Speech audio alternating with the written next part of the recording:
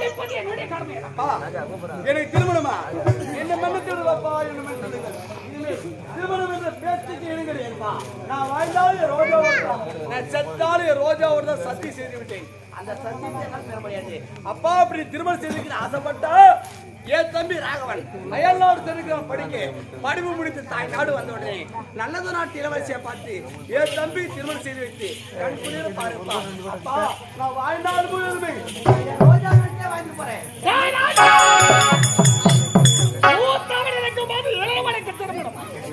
அது எப்படி முடியும்? நான் சொல்றதை கேளடா. அந்த ரோஜாவை மறக்க முடியாதா? முடியாதுப்பா. ஓ முடியாதா? ஏன் முடியுதுதாப்பா? ஏய் மறக்கவே என்னங்க? அந்த ஒரு நாள் என்னடி சொன்னாயப்பா? மனதாய் ஏழப்பன் ரோஜாவை தான் மணப்பேன். இல்ல நான் இறந்து விடுவேன் அன்னைக்கு சொன்னா இல்ல? ஆமாங்க. டேய் இன்னைக்கு நான் சொன்னேனாடா. நாங்க பாக்குற பொண்ணுங்க ஒத்துக்க மாட்டோம். ஆமாடா. அப்படி இல்ல.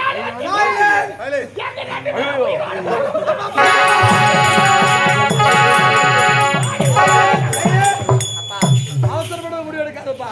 ஏனென்றால் எனக்காக இல்லையோ என் தம்பி ராவனுக்காக இருவருமே உயிரோடு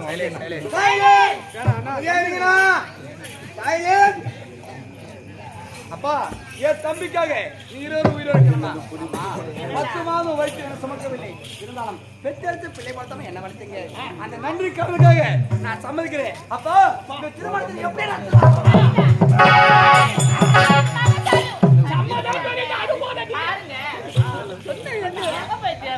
திருமணமே வேண்டாம் என்று சொன்னவர் திருமணத்திற்கு சரி என்று கூறிவிட்டார். நாடு நாடாக அவனை கேட்டு இளவரசி எந்த நாடு ஐயா சுந்தரமணி நாடு சுகுண மன்னன் இருக்கின்றான். ஒரே ஒரு மகன் ஒப்பற்ற மகன் சுகுணாதேவி இருக்கின்றான். சுகுணாதேவி சுவித்தே அவனை சந்திக்கிறார்.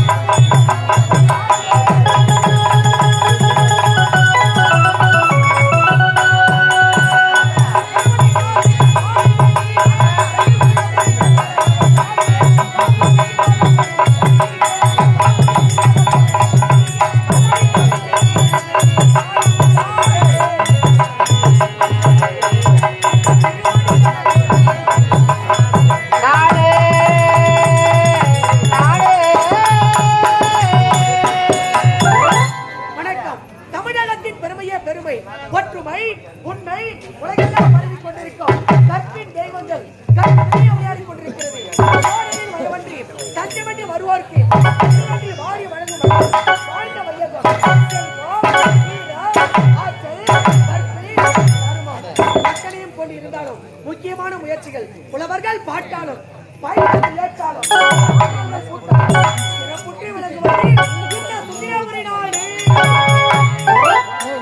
இந்த சுந்தரபுரி நாட்டிலே சுகுண மன்னன் என்ற பெருமடுத்து நாட்டு மக்களுக்கு இருந்தாலும் எனக்கு முன்பதாக வரக்கூடிய காவலன் இன்னும் காணவில்லை. யாரும்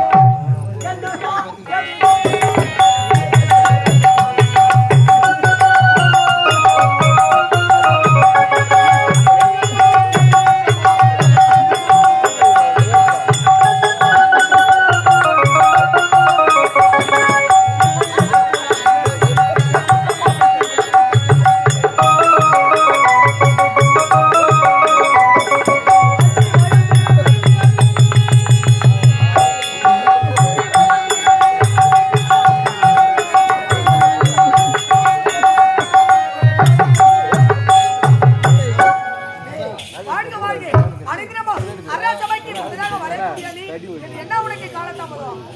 என்ன உனக்கு நீண்ட நாள் ஆசை ஆசை என்ன ஆசை?